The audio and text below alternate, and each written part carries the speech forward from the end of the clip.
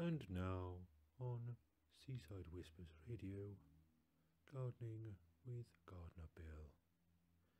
Hello there, my friends. This is Gardener Bill. I know it's been a while, but here I am back on Seaside Whispers FM with all your gardening questions and queries that you've been leaving on the gardening hotline, on social media, and on the email, which I'll give details of later. So, without further ado, let's get on and answer some of your gardening questions and queries. Now, the first question comes from a chap called Steve, and he has written into us saying, "Dear Gardener Bill, I am having a lot of issues with bamboo in my garden. It seems to be running rampant, and I'm not sure what to do about it. Can you help?" Well, of course I can there, Steve. That's why I'm here to help you. Now, what I would suggest is the first thing to do is get some sort of sheeting material, such as plastic or thin metal sheeting. If you drive that into the ground immediately around the area where the bamboo is located, you will find that you can contain the root growth. That's the most important thing to prevent it spreading, especially in neighbouring properties. Now, the next thing I would suggest is if you approach your local zoo and inquire about hiring out a couple of panda bears for a few days. What will happen is they will eat through the bamboo and prevent any further regrowth. So this is a two-phase approach. One, contain the existing root growth, and two, eradicate it completely by use of panda bears. So I hope that was okay with you there, Steve. Now, the next question came in via the hotline. It was from a young man called Mark, and he's having a few issues with his lawn. What he basically said was, the lawn has lots of brown patches on it and seems to be growing unevenly. It was okay last summer, but appears to have deteriorated with the bad winter weather. What can I do? Well there, young Mark, what you're going to have to do is, first of all, you're going to need to feed the lawn with some lawn feed, and what I would suggest, in the areas that it's gone patchy, cut back by 4 to 6 inches around that area and look at reseeding it with some quick growing seed material. What you may have to do though is, to prevent the birds from pecking up all the seeds and so forth, is put a little bit of netting just around those areas till it grows strong and healthy. Then what I would suggest is, in a few weeks time, when the new growth is coming through, give the whole lawn a light mow, which basically means put it on the highest setting of your mower, the highest blade setting, and then you can give it a quick light mow, not too heavy, just the once over. Don't worry about missing areas at this stage. Then I would suggest giving another little feed, leave it a few more weeks, and then gradually decrease the setting for a closer cut. Your other alternative in this case is to rip the lot up, throw it away, and replace it with artificial grass. Then you will never have to worry about mowing it again, though occasionally you may have to go out and hoover it. So there are your options there, Mark, with your lawn. On to the next query. Now, the next one came via email, and it was from a lovely young lady called Charlene. Hello there, Charlene. Now she says, "Dear Gardener Bill, I have just moved into a new property and there is no fencing on the rear of the property. I'm just worried about being overlooked by the neighbours. What could you suggest I do in terms of screening and privacy?" Well, Charlene, now that's an interesting question. There are a couple of options depending on the size of the plot of land you have bought. The first one is to use something along the lines of a traditional privet hedge. Now, these can grow around about 5 to 6 feet tall and are relatively easy to maintain. They make lovely colour and are very close growing, so you won't get any problems with privacy. Now the other option, if you've got a larger plot and are worried about overlooking, is to look at something along the lines of a leylandii hedge. Now obviously there have been problems in the past where people don't keep them maintained, but that's generally when you're very close to your neighbour's boundary. Now with these, they're pretty much self-sufficient and they're quick growing, so they would be easy to maintain. Obviously you've just got to keep an eye on how tall they get, because you don't want them causing structural problems to any surrounding buildings. But generally if you keep on top of them, keep them around about 10 to 15 feet high, you should be fine. Now there is one more option you can do. You could build a wall with barbed wire fencing on top. I would suggest around about 12 feet high, but obviously you'd need to speak to a builder regarding that. But then you would never get any overlooking problems or anything else, because nobody would want to come near the place with barbed wire fencing and a giant wall around it. I hope that answers your query. And now on to the next question of this special show, Gardening with Gardener Bill. I'm Gardener Bill, and if you missed the first part of the show, I thank you for joining me now, but it will be available on catch-up service on the internet web thingy.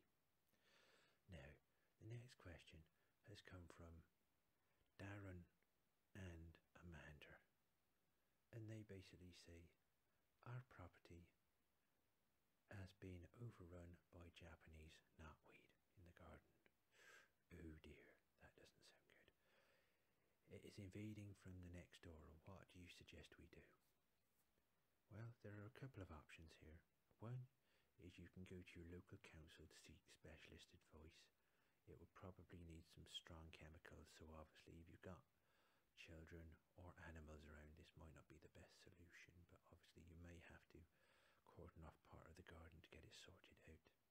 The other option, which may be easier, is to consider moving house. But I will leave that option with you. I hope that's been helpful there, Darren and Amanda. Now the next question comes from Reenie, and again she was on the voicemail earlier, and she says, Dear Gardener Bill, I've got a very small garden and like planting containers. What would you suggest I could put out for all year round growth? Well, what I would suggest really is, if you've got a very small garden, that you go to the shops and buy some artificial flowers, the sort of plastic silk ones. Then you could put them in the pots in the tiniest of gardens, and you would never have to worry about watering them, feeding them, or if the cat from next door decides to dig them up. So I hope that's good advice for you there for your tiny garden. And the beauty about it is you can also bring the plants indoors and they won't wilt when the central heating comes on in the winter. Plus, the advantage of the artificial flowers in small plants is you never have to worry about pruning them either. So you can go away on holiday for 3 weeks and they won't have died because nobody's remembered to water them. There you go.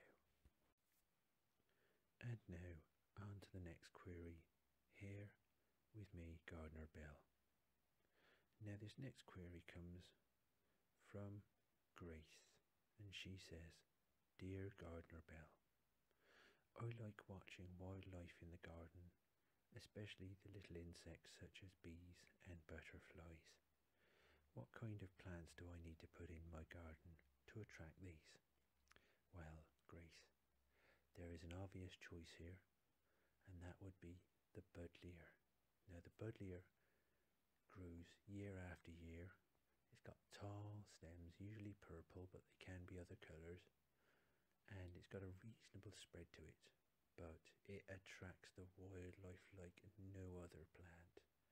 If you like butterflies, it will attract them throughout the summer months, and the bees absolutely love it. Now another one that bees especially like is lavender, and as we know, lavender has a nice smell to it as well, so that's quite pleasant. So there's two there for you, buddleia and lavender. Now here's a quick tip from Gardener Bill. if you're going to keep bees, make sure you don't keep them too close to the house, and whatever you do, don't keep them in a wardrobe in the spare bedroom. They don't like it. You may think they do, but no, they will come out and sting you. Voice of experience here. Okay, that was a quick tip there from Gardner Bell. How are we doing for time here? Yep, I can see we've got a little bit of time left for another couple of queries yet. So, the next query was emailed in from a lady called Diana. Hello there, Diana. Now she says, I'm a very creative sort of person and I love colours. What kind of plants would you suggest that gives lovely vibrant colours which I could make arrangements with later in the year? Well, Diana, there's a couple of obvious ones that come to mind here. One is a chrysanthemum. Now they come in a variety of colours. You often see them in the supermarkets or garage forecourts, and they do last for quite a long time, providing that you feed them carefully after you've cut the buds and stems off. Now the other one, which you've got to be a little bit more careful of, but again, lovely scent, lovely flower, and one of my favourites is the rose.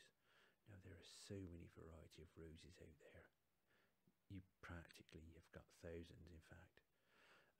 So what I would suggest, if you go down to your local garden centre, the rose section, you've got so many to choose from there. But again, you can plant them as bushes. You can turn them into trailing roses if you wish, up the fences and so forth. But also you can cut the flowers off and put them on a nice display. So there's another one for you there, Diana. Now the other option you could do is go to a hobby store and buy a book on cardboard cutout flowers. Cut the cardboard flowers out and stick them to the wall, and then you have them all year round. But obviously that's a little bit of a cheat way to do that, but it's entirely up to you. Now, we've got time for one more question, then I'll give you a quick tip about vegetables, and then we'll have to wrap the programme up. So, the last query for today comes from Marianne. Hello there, Marianne. Now, she says, I've just moved into a property and we've got a very, very steep bank going up the back of the property. At the moment, it's overrun with brambles. Now, we were thinking of clearing it out, but we need to know some good plants to put on the bank because it's so steep we can't get up there very easily. So what would you suggest to do? Okay there. Now this can be quite tricky planting on a very, very steep bank because obviously it's hard work to get up there in the first place, and also you need plants that will spread. So what I would suggest is plants such as heather, which they do like spreading. They're quite low growth and they will spread across. Also things like acubers. Now they're these sort of what they call spotted laurel, and they grow into bushes, but they can grow on pretty steep banks. They can grow in most soil conditions, and during the summer they do have lovely little red berries which will attract the birds and so forth. Now another idea might be the dwarf fir trees. They grow very high, but they're pretty wind resistant and they will spread out as well. So if you're looking for low maintenance, things like that would be a good option.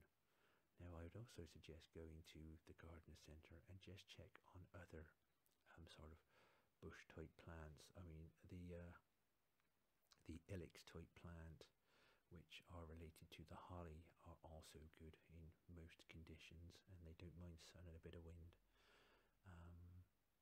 Now obviously your other option with the bank is consider putting in an artificial ski slope and charging members of the public to slide down it.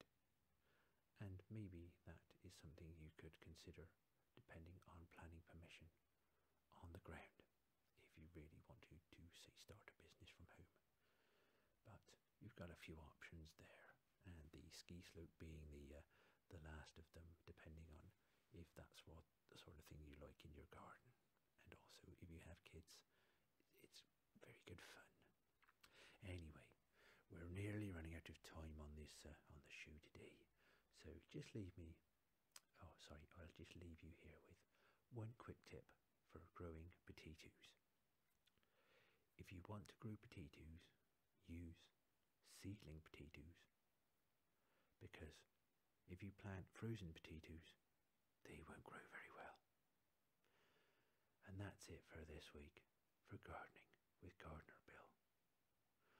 Now back to your regular scheduled programming. I hope you'll join me again sometime. And enjoy your gardens, good people. Goodbye, my friends.